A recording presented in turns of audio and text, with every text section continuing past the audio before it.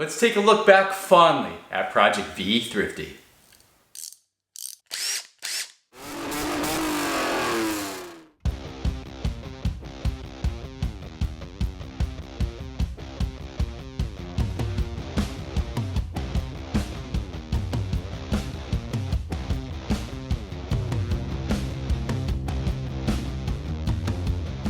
Welcome back to the Auto Obscure Garage. Chadwick with you again for the final installment of Project V-thrifty. That is our 2005 Volvo V50 T5 all-wheel drive manual. This sweet little wagon was built as a highly restrictive budget rally car. $3,500 was it, including the price of the car. And guys, I think we did pretty damn well. The car performed admirably at the rally.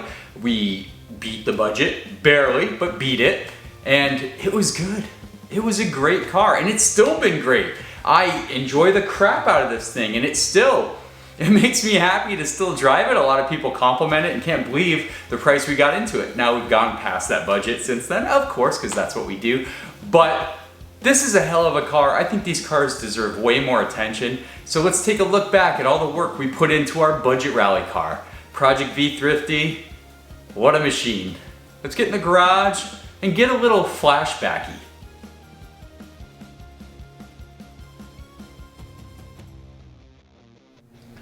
And this is our 2005 Volvo V50 T5 all-wheel drive manual.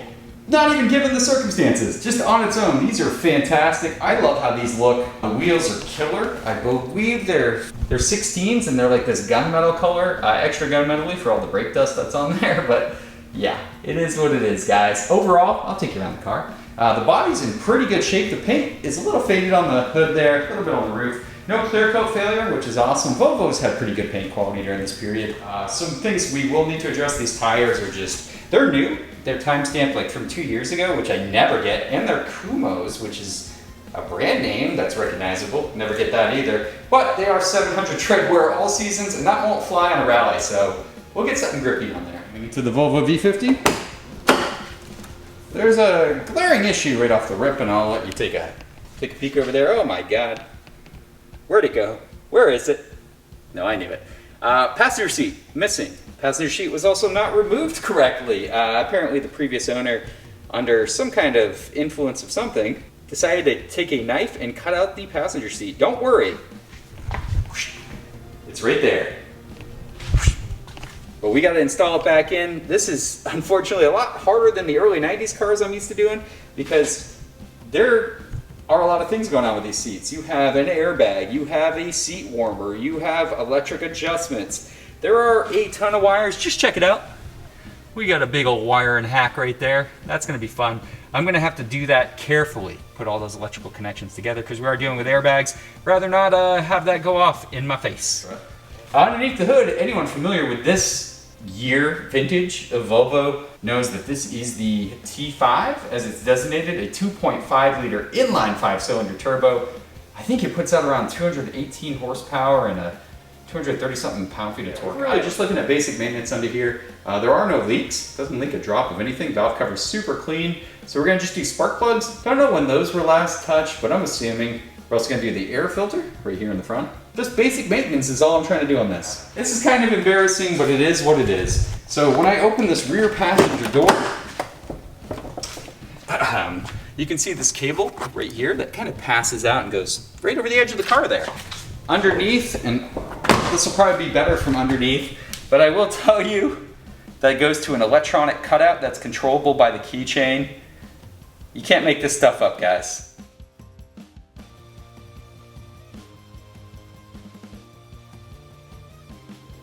Don't mind the jumbled mess of wires in the trunk. I hate loose wires. So there was a sound system here at one point. Previous owner cut it with a knife right in front of me, shot sparks everywhere. So keeping the theme alive. Just like the passenger seat. Guy was a knife maniac when it came to wiring. But anyway, they're all kind of passing through here.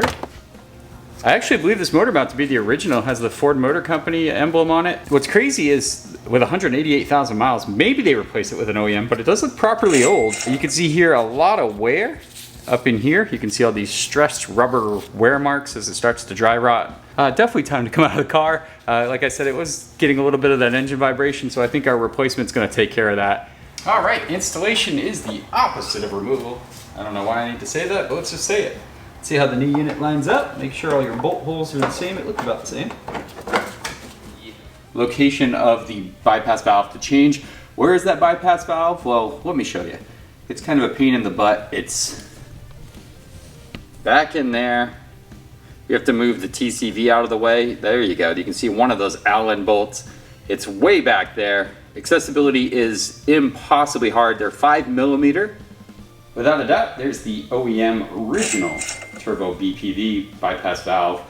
Let's go ahead and try to wedge this thing back in the car.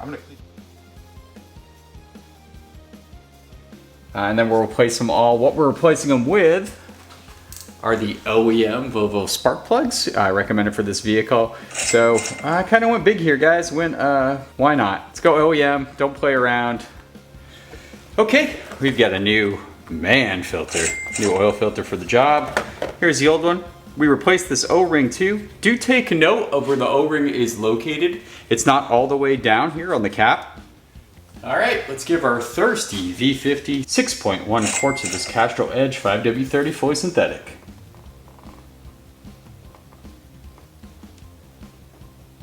Time to replace the air filter on our V50. I got a nice man filter. This should be a good replacement. Lots of used stuff in there, especially on this. Oh yeah, good call. Time to replace it.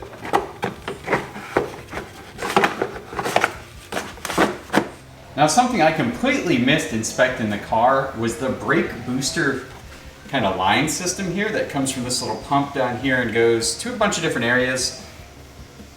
The problem with this car is there's a leak right here, and if you look, you can see it's kind of hard to notice. If I stand back, you kind of just look over it and don't see it. But this thing's covered in RTV or some kind of silicone, and it's blowing air out, and this vacuum just runs a lot. They did have more stuff on here when I dug in, so originally there was like a rubber glove wrapped around here with some tape. Sketch stuff. It was kind of holding, but not really. This is something you need to replace now. And here it is. Look how big this thing is. So the whole system comes together, brand new, sealed in package. There's your Volvo part number. So you get everything. This is for the T5 engine. The other one. Here's our new rear sway bar. It's the Elevate. I can't remember the millimeter one. It's their big boy. I got new end links there in the boxes. And of course, there's the mounting brackets and bushings. All new hardware. This thing supposedly improves the handling a lot better. You know, these are all front wheel drive bias cars, even though this is all wheel drive. It's gonna help balance out that handling, and especially since we're gonna use some spirited driving applications, this is the way to go. So this should liven up the car a little bit. And we're under the hood now of our Volvo V50 to increase the handling prowess of this fine vehicle. Got a little something. Ordered it from overseas. It came from England.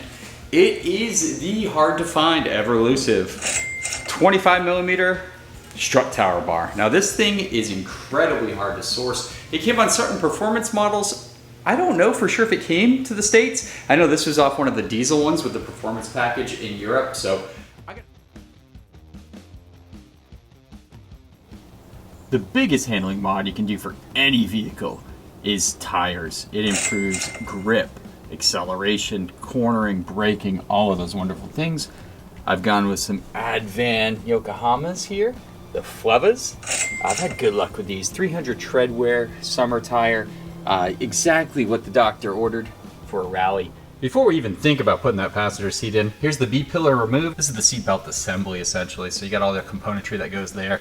As you can see, our knife-wielding previous owner, who cut all the wires, also cut the seatbelt, which makes this whole job fun. Now, okay, time to install the new unit. It's the opposite of what we did before.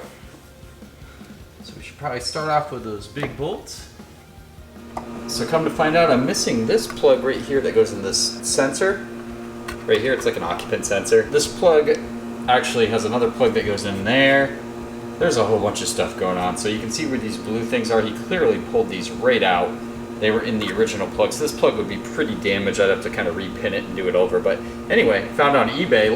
lucky me, and it has everything that comes off of this. This is actually one of the wires that comes off of it. Secured the wiring harness I need. Now, there was only one of these for sale for this vehicle, so I got extremely lucky, guys. I can't stress that enough. I don't know if you can find many of these in the junkyard, so of course I saved a little bit of budget for some fun stuff, some aesthetic improvements to the car. I think a rally car should be shouty, should be a little more fun. Nothing's more goofy, satirical than this on a Volvo. Love these things, a little Ferrari shout out, but drew up a little template here with tape. This is gonna be my location I go with, so I think this is a nice clean spot. We got some more aesthetic mods coming your way. I think the yellow matches this Barron's blue so well. Let's put some vinyl fog light covers on. These are pretty affordable, and they'll, again, our prancing moose will be complemented with this yellow. This looks awesome. This looks really good. Boy, this washer fluid cap missing is really disturbing me on levels it shouldn't. Here's the actual OEM Volvo replacement part. And there we have it. We are official. We have a windshield washer, reservoir cap. Could be some weather on the trip, so of course we're gonna do windshield wipers and some washer fluid. I love this Rain-X. It really works good if it's raining and if you have a lot of bugs, things like that. Kind of breaks up that gunk a little bit. So let's top off our washer reservoir here. So I sourced these ones right here from Amazon. Not the most expensive option, but hey, budget rally car. You will notice it has a pass-through. It will work, it'll go in there, but this thing will be loose and flopping around. There you go, you can see the little hole pass through there, and it's got a little cap that kind of goes on there. So let's install that on the new blade before we install it on the car. Go ahead and pull these little protectors off, and we'll be able to see in rain.